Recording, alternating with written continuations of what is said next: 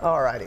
Now, our series, In Our Home, spotlighting the issues families across the country are facing in their everyday lives. This morning, we're going to meet the couple who found a way to focus on one another instead of their political differences. 5 decades of marriage later, they're still holding hands, especially across the aisle. Lovebirds Rick and Jeanne agree on starting their day with breakfast, banter, and the paper. But one thing they don't agree on, their politics. I am a conservative Republican. And what am I? You're a liberal Democrat. All right, there we go. And we haven't killed each other. Rick and Jeanne, navigating their differing views while maintaining their marriage for over 45 years. What's fascinating is that we both have strong feelings about these things, but we had stronger feelings about each other, really. That's not the case for some families. A recent poll showing that almost 1 in 5 people say disagreements with family or friends over political issues have hurt the relationship.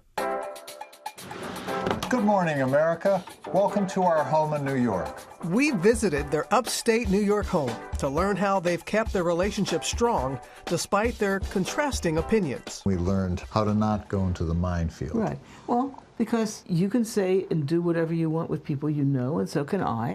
Studies show that most Americans are married to people who share their same political orientation, with only 17% of Democrats and 16% of Republicans marrying someone with a different political identity. Goodness gracious. Here's Bill.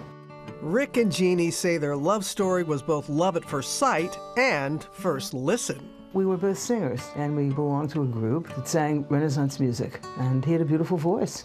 What could I do? You missed your entry. That's right, when I listened to you sing. So we met apart from politics. But their political affiliations quickly came up. Well, you asked me where I worked, and I said I worked for National Review, so that made it pretty obvious. You know, that tells you. And I didn't say, oh my God, and run away. I mean, I wasn't a fan of National Review, but I was a fan of Rick. From there, the pair began figuring out how to make it all work. And Jeanne, who has a doctorate of psychology, decided to explore the topic further in her book, I Love You, But I Hate Your Politics.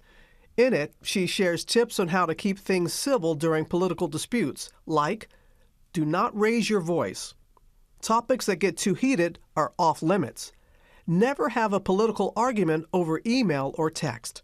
And avoid doing something Jeanne calls article thrusting. Here, this article will explain everything. Read it, you'll be convinced. No, you don't. Right, you don't do that. Don't expect to change your partner's mind. I mean, your partner may change his or her mind. That happens, but they're going to do it on their own. That's a nice one. You look so handsome there. The couple says that health challenges made them rethink what truly matters in their relationship. We both had cancer at different times, and we both had chemotherapy, and we came up with the chemotherapy test. Yes. Which is, when you're getting chemotherapy, you don't ask the person who's coming to visit you in the hospital, who'd you vote for? Right. If somebody comes and takes care of you and loves you and helps you, who gives a damn about anything else? For them, the love they share is the most important thing they have in common. Here's a man that doesn't agree with me in a lot of fundamental things. He's wonderful.